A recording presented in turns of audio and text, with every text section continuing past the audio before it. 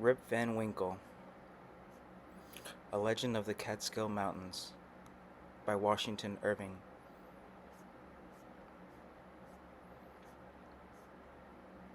By Woden, god of Saxons, from whence comes Wednesday, that is Woden's day.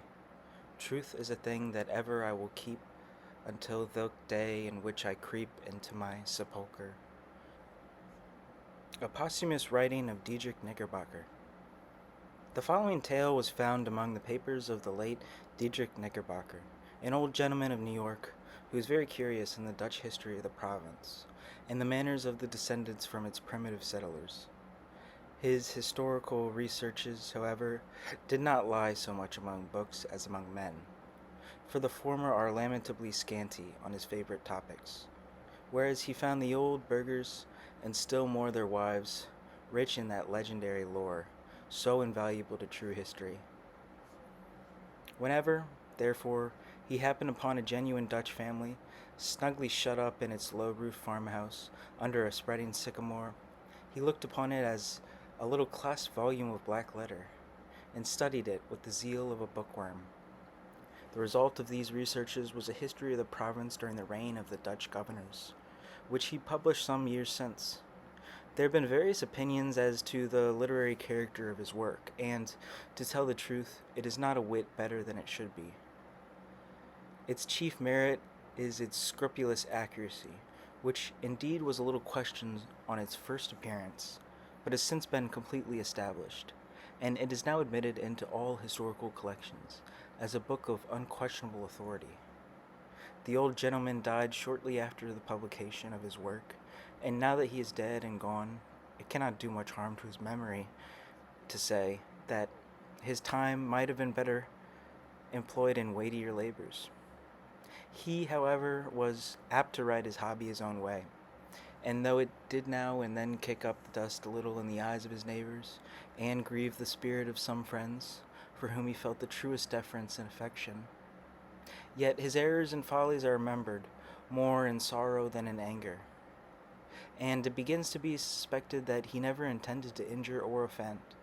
But, however, his memory may be appreciated by critics, it is still held dear by many folks whose good opinion is well worth having, particularly by certain biscuit bakers, who have gone so far as to imprint his likeness on their New Year cakes, and have thus given him a chance for immortality almost equal to the being stamped on a Waterloo medal or a Queen Anne's farthing. Rip Van Winkle. Whoever has made a voyage up the Hudson must remember the Catskill Mountains. They are a dismembered branch of the great Appalachian family, and are seen away to the west of the river, swelling up to a noble height and lording it over the surrounding country. Every change of season, every change of weather, indeed every hour of the day, produces some change in the magical hues and shapes of these mountains, and they are regarded by all the good wives, far and near, as perfect barometers. When the weather is fair and settled, they are clothed in blue and purple, and print their bold outlines on the clear evening sky. But sometimes, when the rest of the landscape is cloudless, they will gather a hood of gray vapors about their summits, which, in the last rays of the setting sun, will glow and light up like a crown of glory. At the foot of these fairy mountains, the voyager may have descried the light smoke curling up from a village, whose shingle roofs gleam among the trees, just where the blue tints of the upland melt away into the fresh green of the nearer landscape. It is a little village, of great antiquity, having been founded by some of the Dutch colonists in the early times of the province, just about the beginning of the government of the good Peter Stuyvesant. May he rest in peace. And there were some of the houses of the original settlers standing within a few years, built of small yellow bricks brought from Holland, having lattice windows and gable fronts, surmounted with weathercocks. In that same village, and in one of these very houses, which, to tell the precise truth, was sadly time-worn and weather-beaten, there lived many years since, while the country was yet a province of Great Britain, a simple, good-natured fellow, of the name of Rip Van Winkle. He was a descendant of the Van Winkles who figured so gallantly in the chivalrous days of Peter Stuyvesant, and accompanied him to the siege of Fort Christina. He inherited, however, but little of the martial character of his ancestors. I have observed that he was a simple, good natured man. He was, moreover, a kind neighbor and an obedient, henpecked husband. Indeed, to the latter circumstance might be owing that meekness of spirit which gained him such universal popularity. For these men are most apt to be obsequious and conciliating abroad, who are under the discipline of shrews at home. Their tempers, doubtless, are rendered pliant and malleable in the fiery furnace of domestic tribulation, and a curtain lecture is worth all the sermons in the world for teaching the virtues of patience and long-suffering. A termagant wife may, therefore, in some respects, be considered a tolerable blessing, and if so, Rip Van Winkle was thrice blessed. Certain it is that he was a great favorite among all the good wives of the village, who, as usual with the amiable sex, took his part in all family squabbles, and never failed, whenever they talked those matters over in their evening gossipings, to lay all the blame on Dem Van Winkle. The children of the village, too, would shout with joy whenever he approached. He assisted at their sports, made their playthings, taught them to fly kites and shoot marbles, and told them long stories of ghosts, witches, and Indians. Whenever he went dodging about the village, he was surrounded by a troop of them, hanging on his skirts, clambering on his back, and playing 1,000 tricks on him with impunity, and not a dog would bark at him throughout the neighborhood. The great error in Rip's composition was an insuperable aversion to all kinds of profitable labor. It could not be from the want of assiduity or perseverance, for he would sit on a red rock, with a rod as long and heavy as Tartar's lance, and fish all day without a murmur, even though he should not be encouraged by a single nibble. He would carry a fowling piece on his shoulder for hours together, trudging through woods and swamps and uphill and down dale to shoot a few squirrels or wild pigeons. He would never refuse to assist a neighbor even in the roughest toil, and was a foremost man at all country frolies for husking Indian corn or building stone fences. The women of the village, too, used to employ him to run their errands, and to do such little odd jobs as their less obliging husbands would not do for them. In a word, Rip was ready to attend to anybody's business but his own. But as to doing family duty and keeping his farm in order, he found it impossible. In fact, he declared it was of no use to work on his farm. It was the most petulant little piece of ground in the whole country. Everything about it went wrong, and would go wrong, in spite of him. His fences were continually falling to pieces. His cow would either go astray or get among the cabbages. Weeds were sure to grow quicker in his fields than anywhere else. The rain always made a point of setting in just as he had some outdoor work to do, so that through his patrimonial estate had dwindled away under his management, acre by acre, until there was little more left than a mere patch of Indian corn and potatoes. Yet it was the worst conditioned farm in the neighborhood. His children, too, were as ragged and wild as if they belonged to nobody. His son Rip, an urchin begotten in his own likeness, promised to inherit the habits, with the old clothes, of his father. He was generally seen trooping like a colt at his mother's heels, equipped in a pair of his father's cast-off galligaskins, which he had much ado to hold up with one hand, as a fine lady does her train in bad weather. Rip Van Winkle, however, was one of those happy mortals of foolish, well-oiled dispositions who take the world easy, eat white bread or brown, whichever can be got with least thought or trouble, and would rather starve on a penny than work for a pound.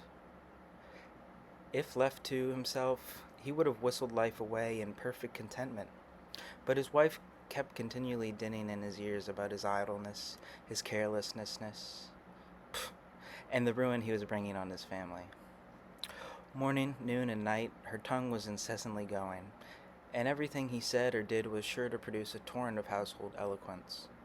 Rip had but one way of replying to all lectures of the kind, and that, by frequent use, had grown into a habit.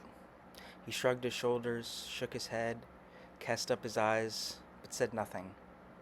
This, however, always provoked a fresh volley from his wife, so that he was fain to draw off his forces, and take to the outside of the house, the only side which, in truth, belongs to a henpecked husband. Rip's sole domestic adherent was his dog Wolf, who was as much henpecked as his master, for Dame Van Winkle regarded them as companions in idleness, and even looked upon Wolf with an evil eye, as the cause of his master's going so astray. True it is, in all points of spirit befitting an honorable dog, he was as courageous an animal as ever scoured the woods. But what courage can withstand the ever-enduring and all-besetting terrors of a woman's tongue? The moment Wolf entered the house, his crest fell. His tail drooped to the ground or curled between his legs. He sneaked about a gallows air, casting many a sidelong glance at Dame Van Winkle, and at the least flourish of a broomstick or ladle, he would fly to the door with yelping precipitation. Times grew worse and worse with Rip Van Winkle as years of matrimony rolled on. A tart temper never mellows with age, and a sharp tongue is the only edged tool that grows keener with constant use. For a long while he used to console himself, when driven from home, by frequenting a kind of perpetual club of the sages, philosophers, and other idle personages of the village, which held its sessions on a bench before a small inn, designated by a Robecan portrait of His Majesty George III. Here they used to sit in the shade through a long, lazy summer's day, talking listlessly over village gossip or telling endless, sleepy stories about nothing. But it would have been worth any statesman's money to have heard the profound discussions that sometimes took place when, by chance, an old newspaper fell into their hands from some passing traveler.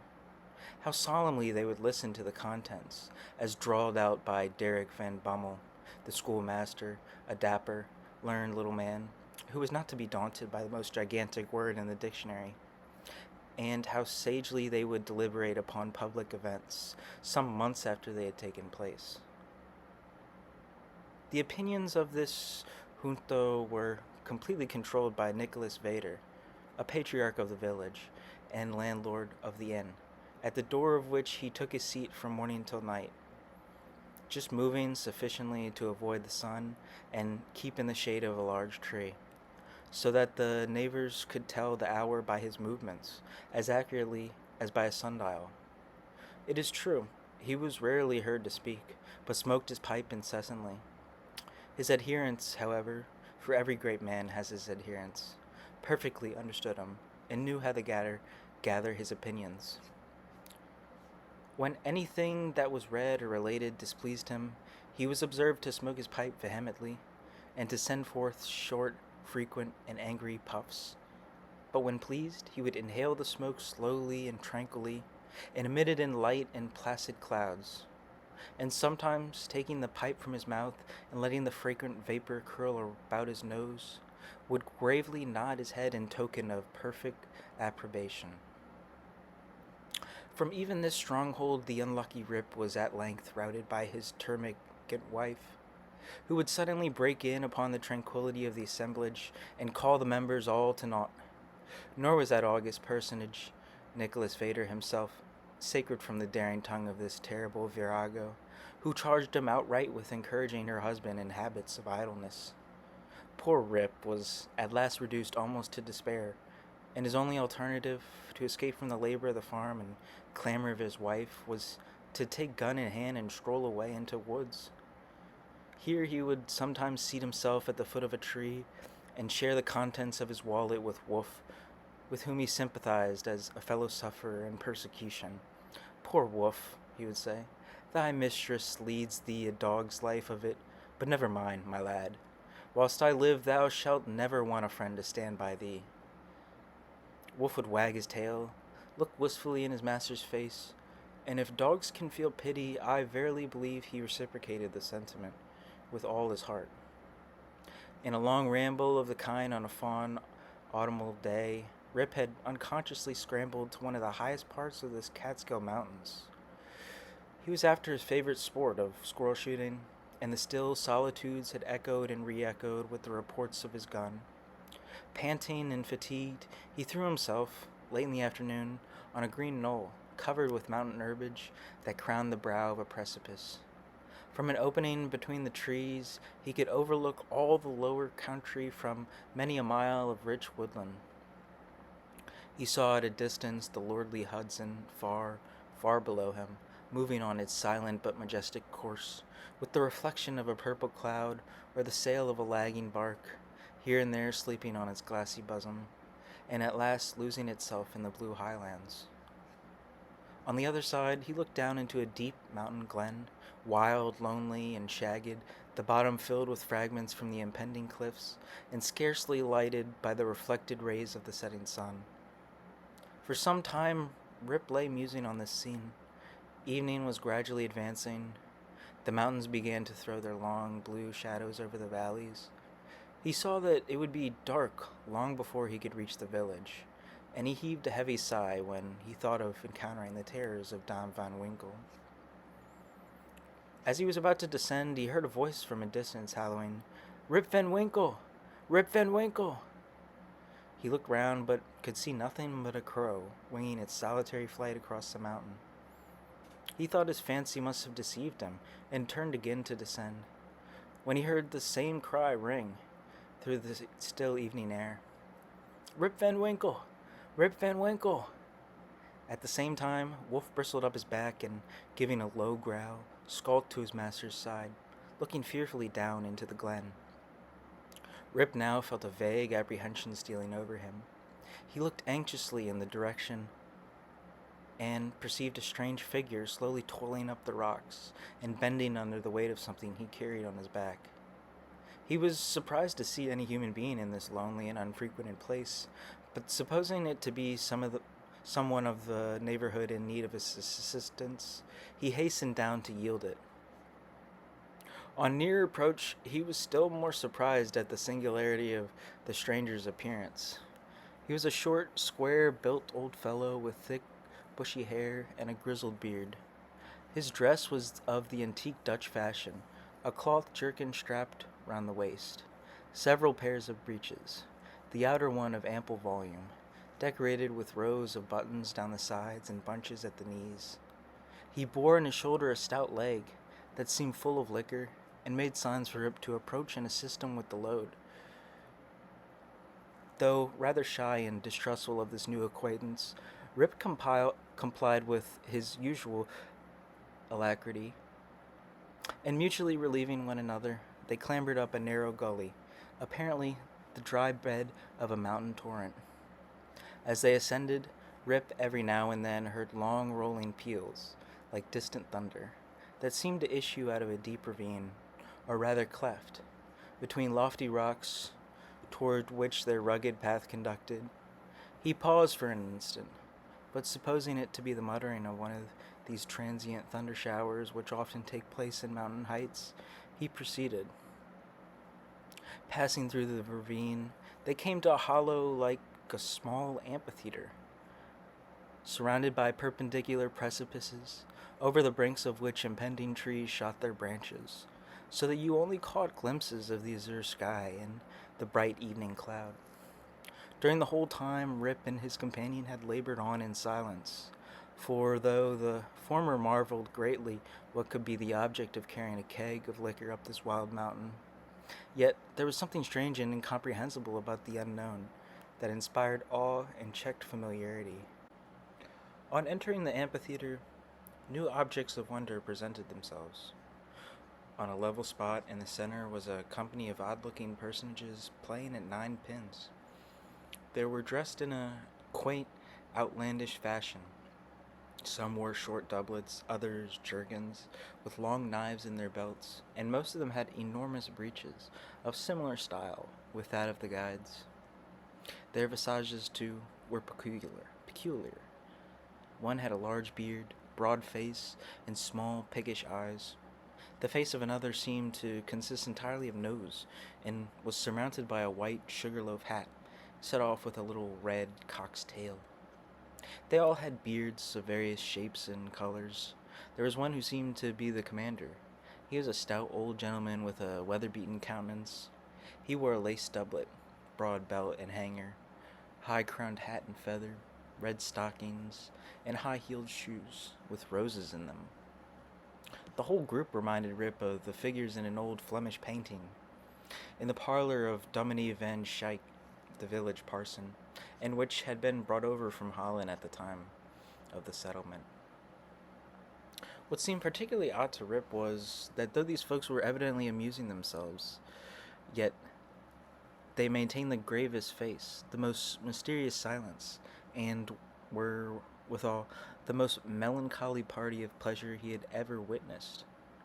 Nothing interrupted the stillness of the scene but the noise of the balls, which, whenever they were rolled, echoed along the mountains like rumbling peals of thunder. As Rip and his companions approached them, they suddenly desisted from their play, and stared at him with such fixed, statue-like gaze, and such strange, uncouth, lackluster countenances, that his heart turned within him, and his knees smote together. His companion now emptied the contents of the keg into large flagons, and made signs to him to wait upon the company. He obeyed with fear and trembling. They quaffed the liquor in profound silence, and then returned to their game. By degrees, Rip's awe and apprehension subsided. He even ventured, when no eye was fixed upon him, to taste the beverage which he found had much of the flavor of excellent Hollands. He was naturally a thirsty soul, and was tempted to repeat the draught. One taste provoked another, and he reiterated his visits to the flagons so often that at length his senses were overpowered. His eyes swam in his head gradually declined, and he fell into a deep sleep. On waking, he found himself on the green knoll whence he had first seen the old man of the glen. He rubbed his eyes. It was a bright, sunny morning. The birds were hopping and twittering among the bushes, and the eagle was wheeling aloft and breasting the pure mountain breeze.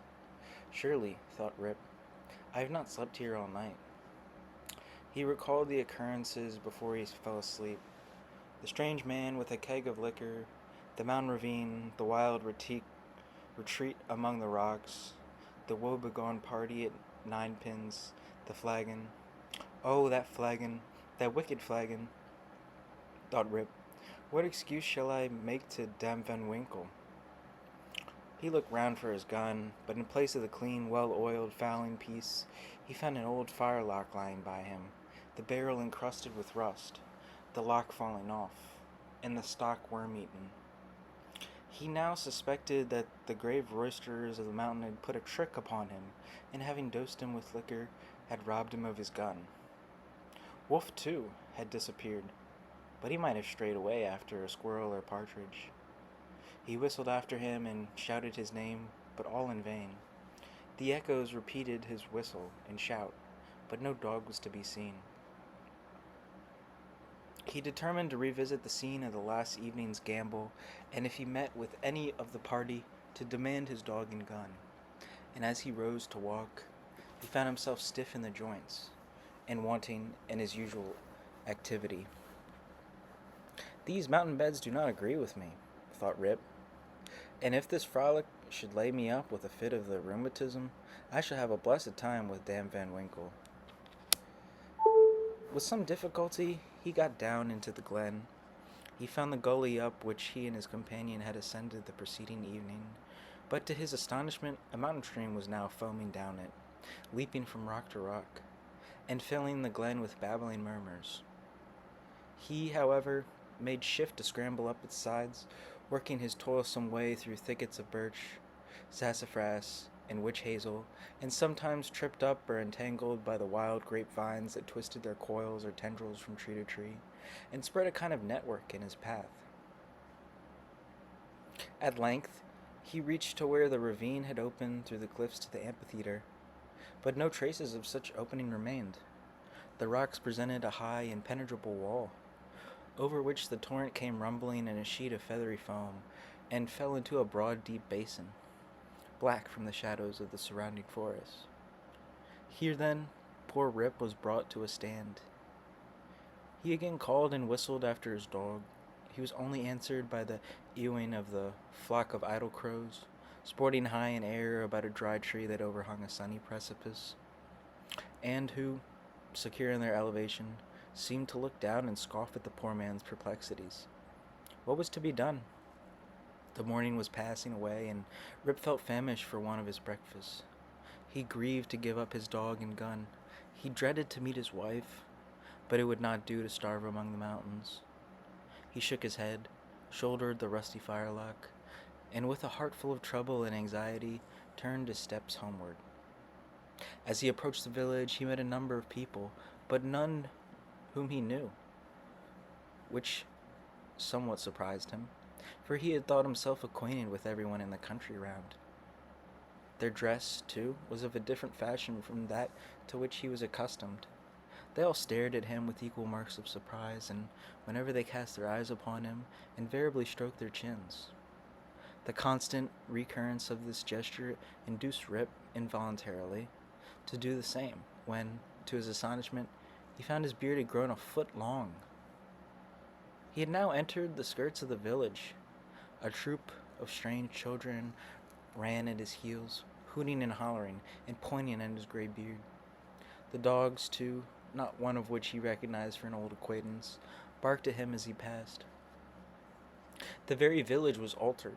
It was larger and more populous. There were rows of houses which he had never seen before, and those which had been his familiar haunts had disappeared. Strange names were over the doors, strange faces at the windows. Everything was strange. His mind now misgave him. He began to doubt whether both he and the world around him were not bewitched. Surely this was his native village, which he had left but the day before. There stood the Catskill Mountains. There ran the silver Hudson at a distance. There was every hill and dale precisely as it had always been. Rip was sorely perplexed. That flagon last night, he thought, has addled my poor head sadly. It was with some difficulty that he found the way to his own house, which he approached with silent awe, expecting every moment to hear the shrill voice of Dame Van Winkle. He found the house gone to decay, the roof fallen in, the windows shattered, and the doors off the hinges. A half-starved dog that looked like Wolf was skulking about it. Rip called him by name, but the year snarled, showed his teeth, and passed on. This was an unkind cut indeed. My very dog, sighed poor Rip, has forgotten me. He entered the house, which, to tell the truth, Dame Van Winkle had always kept in neat order. It was empty, forlorn, and apparently abandoned. This desolateness overcame all his connubial fears. He called loudly for his wife and children. The lonely chambers rang for a moment with his voice, and then all again was silence. He now hurried forth and hastened to his old resort, the village inn, but it too was gone. A large, rickety wooden building stood in its place, with great gaping windows, some of them broken and mended with old hats and petticoats, and over the door was painted, "The Union Hotel, by Jonathan Doolittle." Instead of the great tree that used to shelter the quiet little Dutch inn of yore, there now was reared a tall, naked pole, with something on top that looked like a red nightcap, and from it was fluttering a flag, on which was a singular assemblage of stars and stripes. All this was strange and incomprehensible. He recognized on the sign, however, the ruby face of King George, under which he had smoked so many a peaceful pipe. But even this singularity was metamorphosed. The red coat was changed for one of blue and buff. A sword was held in the hand instead of a scepter. The head was decorated with a cocked hat, and underneath was painted, in large characters, General Washington. There was, as usual, a crowd of folk about the door, but none that Rip recollected. The very character of the people seemed changed. There's a busy, bustling, disputatious tone about it, instead of the accustomed phlegm and drowsy tranquility. He looked in vain for the sage Nicholas Vader, with his broad face, double chin, and fair long pipe, uttering clouds of tobacco smoke instead of idle speeches, or Van Bummel, the schoolmaster, doling forth the contents of an ancient newspaper. In place of these, a lean, bilious-looking fellow, with his pocket full of handbills, was haranguing vehemently about rights of citizens, elections, members of Congress, liberty, Bunker's Hill heroes of '76, in other words, which were a perfect Babylonish jargon to the bewildered Van Winkle. The appearance of Rip, with his long grizzled beard, his rusty fowling piece, his uncouth dress, and an army of women and children at his heels, soon attracted the attention of the tavern politicians. They crowded round him, eyeing him from head to foot with great curiosity. The operator bustled up to him and, drawing with partly aside, inquired on which side he voted.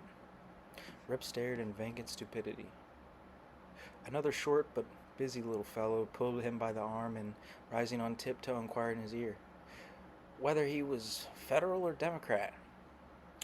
Rip was equally at a loss to comprehend the question, when a knowing, self-important old gentleman in a sharp-cocked hat made his way through the crowd, putting them to the right and left with his elbows as he passed, and planting himself before Van Winkle, with one arm akimbo, the other resting on his cane, his keen eyes and sharp hat penetrating, as it were, into his very soul, demanded in an austere tone, what brought him to the election with a gun on his shoulder and a mob at his heels, and whether he meant to breed a riot in the village?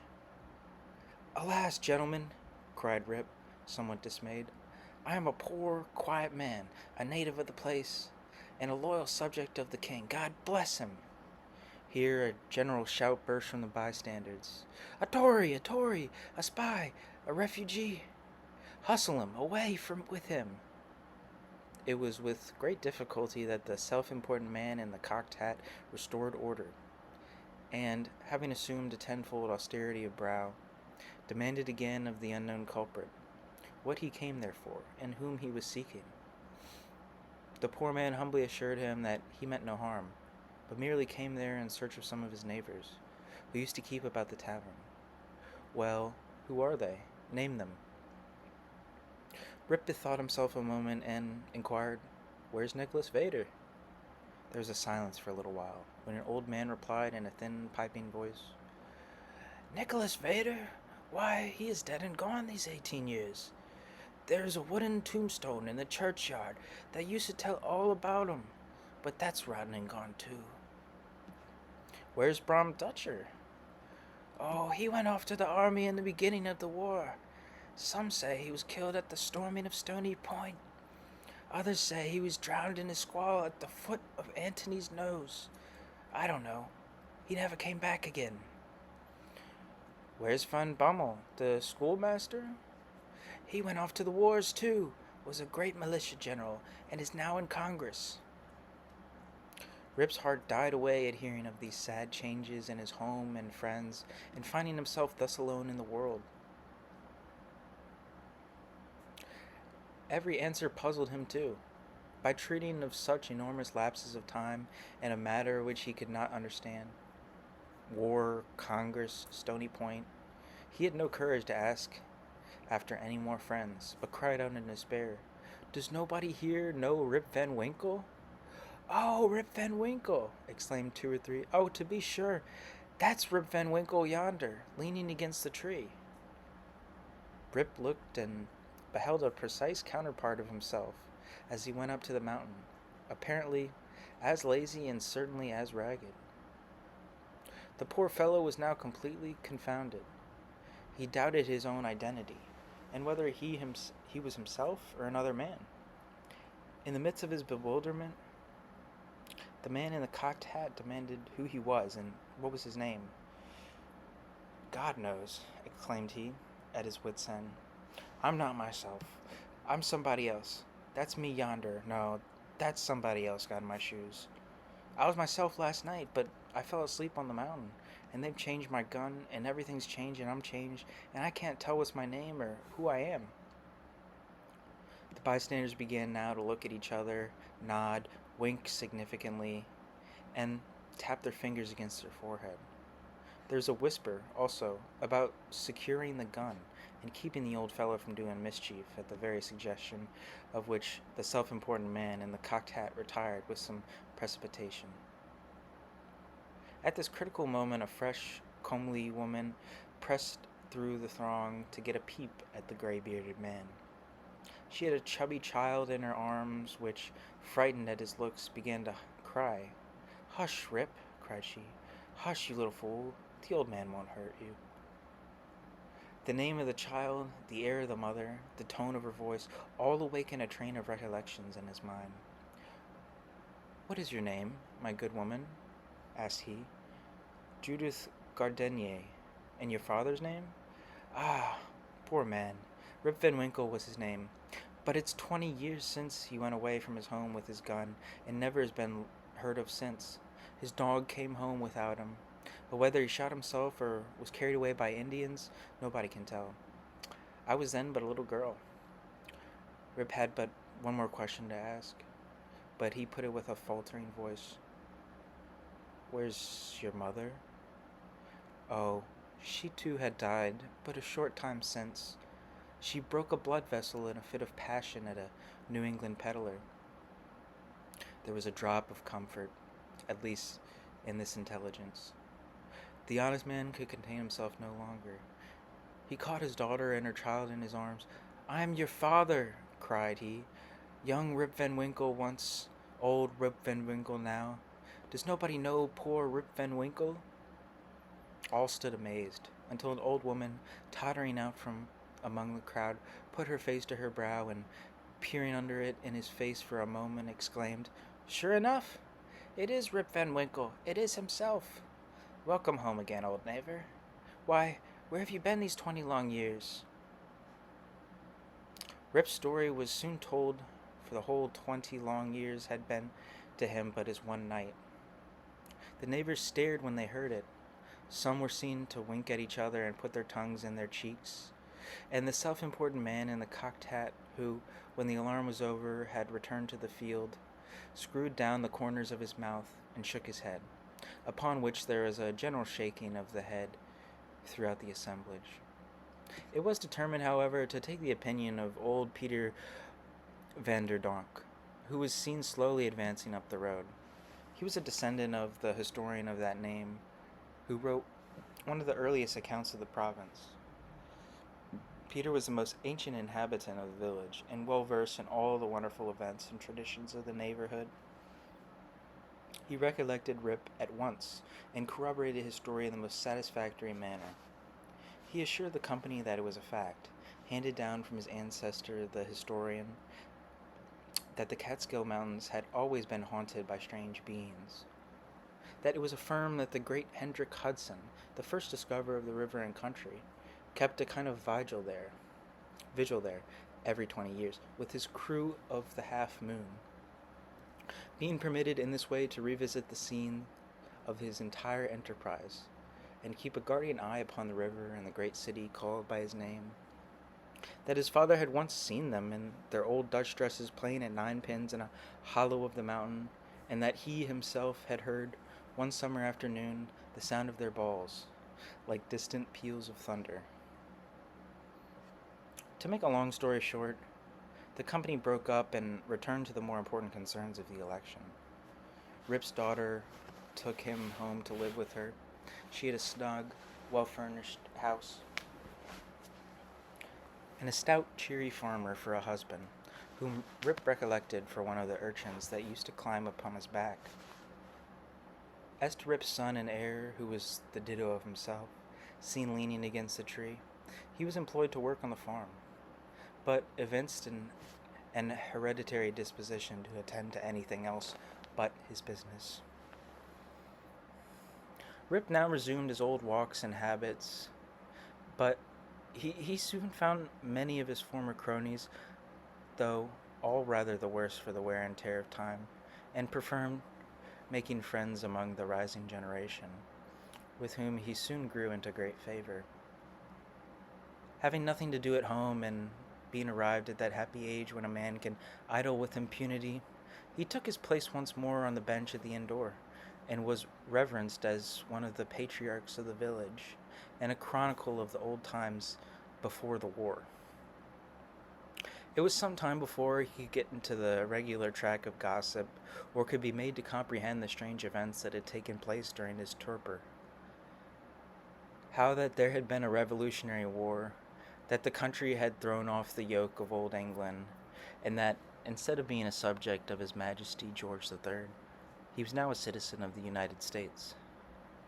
Rip, in fact, was no politician. The changes of states and empires made but little impression on him, but there was one species of despotism under which he had long grown, and that was petticoat government. Happily, that was at an end. He had got his neck out of the yoke of matrimony, and could go in and out whenever he pleased, without dreading the tyranny of Dame Van Winkle.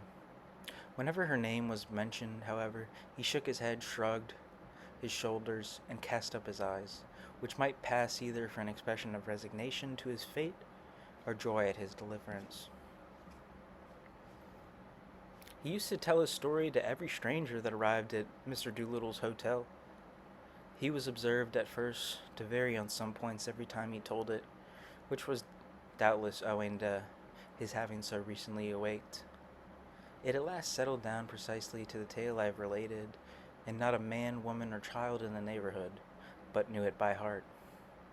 Some always pretended to doubt the reality of it, and insisted that Rip had been out of his head, and that this was one point on which he always remained flighty. The old Dutch inhabitants, however, almost universally gave it credit. Even to this day, they never hear a thunderstorm of a summer afternoon about the Catskill, but they say Hendrik Hudson and his crew are at their game of ninepins, and it is a common wish of all henpecked husbands in the neighborhood, when life hangs heavy on their hands, that they might have a quieting draught out of Rip Van Winkle's flagon. Note: the foregoing tale, one would suspect, had been suggested to Mr. Knickerbocker by a little German superstition about the Emperor Frederick der Rothbart and the Kyffhauser Mountain. The subjoined note, however, which he had appended to the tale, shows that it is an absolute fact, narrated with his usual fidelity. The story of Rip Van Winkle may seem incredible to many, but nevertheless I give it to my full belief, for I know the vicinity of our old Dutch settlements to have been very subject to marvelous events and appearances. Indeed, I have heard many stranger stories than this, in the villages along the Hudson, all of which were too well authenticated to admit of a doubt. I've even talked with Rip Van Winkle myself, who, when I last saw him, was a very venerable old man, and so perfectly rational and consistent on every other point, that I think no conscientious person could refuse to take this into the bargain. Nay, I have seen a certificate on the subject taken before a country justice, and signed with a cross, in the justice's own handwriting. The story, therefore, is beyond the possibility of doubt. Postscript. The following are traveling notes from a memorandum book of Mr. Knickerbocker. The Cattsburg, or Catskill Mountains, have always been a region full of fable. The Indians considered them the abode of spirits, who influence the weather, spreading sunshine or clouds over the landscape, and sending good or bad hunting seasons. They are ruled by an old squaw spirit, said to be their mother. She dwelt on the highest peak of the Catskills and had charge of the doors of day and night to open and shut them at the proper hour. She hung up the new moons in the skies and cut up the old ones into stars. In times of drought, if properly propitiated, she would spin light summer clouds out of cobwebs and morning dew, and send them off from the crest of the mountain, flake after flake, like flakes of carded cotton, to float in the air, until dissolved by the heat of the sun. They would fall in gentle showers, causing the grass to spring, the fruits to ripen, and the corn to grow an inch an hour. If displeased, however, she would brew up clouds black as ink, sitting in the midst of them like a bottle-bellied spider in the midst of its web, and when these clouds broke, woe betide the valleys. In old times, say the Indian traditions, there was a kind of Manito or spirit who kept about the wild recesses of the Catskill Mountains and took a mischievous pleasure in wreaking all kinds of evils and vexations upon the red men. Sometimes he would assume the form of a bear, a panther, or a deer, lead the bewildered hunter a weary chase through tangled forests and among ragged rocks, and then spring off with a loud ho ho, leaving him aghast on the brink of a beetling precipice or raging torrent. The favorite abode of this Manitou is still shown. It is a great rock or cliff on the loneliest part of the mountains, and from the flowering vines which clamber about it and the wild flowers which abound in its neighborhood, is known by the name of the Garden Rock. Near the foot of it is a small lake, the haunt of the solitary bittern, with water snakes basking in the sun on the leaves of the pond lilies which lie on the surface. This place was held in great awe by the Indians, insomuch that the boldest hunter would not pursue his game within its precincts. Once upon a time, however, a hunter who had lost his way penetrated to the Garden Rock, where he beheld a number of gourds placed in the crotches of trees. One of these he seized and made off with it, but in the hurry of his retreat, he let it fall among the rocks, when a great stream gushed forth, which washed him away and swept him down precipices, where he was dashed to pieces, and the stream made its way to the Hudson, and continues to flow to the present day, being the identical stream known by the name of the Catter's Kill.